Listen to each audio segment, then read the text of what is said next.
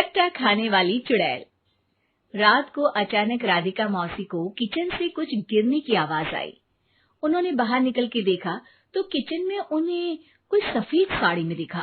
वो चीख पड़ी, हे भगवान, आलतू जलालतू आई भला को टालतू, आलतू जलालतू आई भला को टालतू।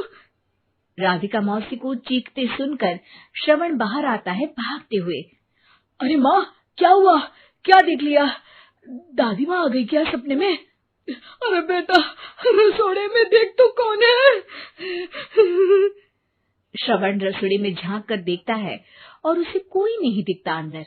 अब रसोड़े में तो कोई नहीं है माँ। कोई सफेद साड़ी में नहीं है क्या? नहीं माँ, कोई भी नहीं है।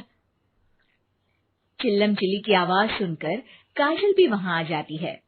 अब क्या हो गया माँ जी? अरे बेटा, रसोड़े में एक चुड़ैल थी सफेद साड़ी में। अरे क्या कर रही थी वो अंदर? अरे बताया नहीं, कल आएगी ना तो पूछ लूंगी। चुड़ैल जी, आपका क्या प्लान है? माँ जी, रात बहुत हो गई है, आपने कोई बुरा सपना देखा होगा, चलिए सो जाइए। राधिका मौसी सोने तो चली जाती है, पर उनको रात भर नींद ही नहीं आती। वो कुछ भी उलझुल बातें सोचने लगती है। कहीं चुड़ैल की वजह से तो घर में टेंशन नहीं हो रहा, कहीं उसी की वजह से तो वो दादी नहीं बन पा रही। सुबह जब राधिका मौसी रसोड़े में छानबीन करती है तो पाती है कि नींबू का अचार गायब है। चुड़ैल नींबू का अचार ले गई, मुझे तो ठीक नहीं लग रहा कुछ। चुड़ैल को भी पता है कि जिंदगी का असली मजा तो खट्टे में ही है। राधिका मौसी झट से श्रवण को फोन कर देती है। बेटा, मुझे समस्या समझ में आ गई है, हमें एक तांत्रिक की जरूरत है। अरे क्या बोल रही हो माँ, तांत्रिक की क्या जरूरत है? आप पूजा पाठ तो कर ही रही हो ना। आलतू जलालतू मंत्र सारे फालतू जैसे कुछ मंत्र पढ़ो, चली जाएगी अपने आप चुड़ैल। अरे नहीं बेटा, कभी चुड़ैल को कम नहीं समझते। अरे तुझे पता भी नहीं चलेगा कि कभी वो छल करके काजल की जगह घर की बहू खुद बन जाएगी। क्या माँ, कुछ भी बोल रही हो? कहाँ काजल और कहाँ चुड़ैल? वैसे एक बात बताओ, काजल को अगर गाने के लिए बोल देना तो चुड़ैल काजल की आवाज सुनकर घर तो क्या, धरती लोग छोड़कर चली जाएगी। तुम ना पढ़े लिखे बच्चे हर चीज को मजाक समझते हो। तुम रहने दो, मैं खुद ही तांत्रिक को बुला लेती हूँ।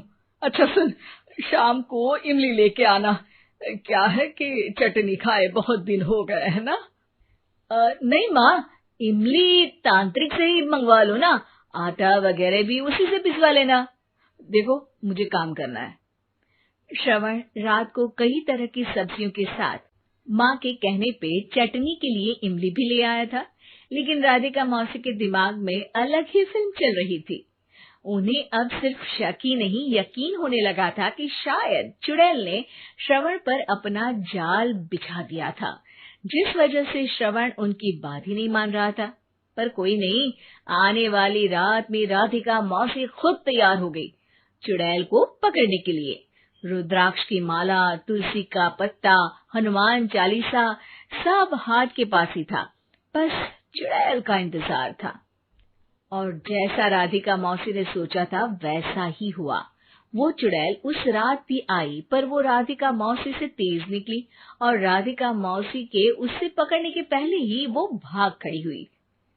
जरूर बहू पे साया है उस चुड़ैल का, तभी तो श्रवण के कमरे में गई है। और अगली सुबह राधिका मौसी पिछली रात हुए हमले में किन चीजों का नुकसान हुआ उसका हिसाब लगा रही थी।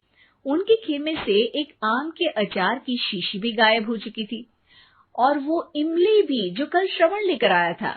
राधिका मौसी इस बारे में सोच ही रही थी कि श्रवण जल्दी से रसोड़े में आकर दवाइयों की पोटली ढूंढने लगता है। अरे बेटा, क्या हो गया? अब माँ, वो काजल की तबीयत खराब है, बहुत घबराहट हो रही है उसे। हे भगवान, मैंने पहले ही कहा था कि तांत्रिक को बुला लेते हैं, पर नहीं। अब देखो, उस चुड़ैल ने काजल को अपने वश में करना शुरू भी कर दिया है। हालांकि श्रवण भूतों में विश्वास नहीं करता था, पर अब वो भी डर जाता है और राजी हो जाता है एक तांत्रिक को बुलाने के लिए। कुछ ही घंटों में तांत्रिक आ जाते हैं और राधिका मौसी तांत्रिक जी को सब बता देती है। घोर संकट, घनघोर संकट, चुड़ैल को मारू जोर चाकट, ओम भट स्वाहा खटखा के आहा। अरे ये क्या मंत्र है? मेरे खुद के ओरिजिनल मंत्र है, कल रात को ही लिखे हैं, अच्छे लगे तो दाद चाहूंगा। एक और मंत्र सुनो। अर्ज किया है आब्राकडाब्रा, दिल्ली बम्बई आगरा, चंदा मामा सोवरले सुरन मामू जारा। ये मंत्र है? अरे कोई 40 वालीसा पढ़ो ना। वक्त कम है, 40 नहीं पड़ेंगे, 20-25 में काम चलाना पड़ेगा। अलग निरंजन जाके लंदन, मुफ्त का मंजान घिस मेरे नंदन। अरे जल्दी करो तांत्रिक जी, जल्दी करो। तांत्रिक अपने उल झलूल मंत्र पढ़ने लगता है। श्रवण को तांत्रिक पे शक होता है।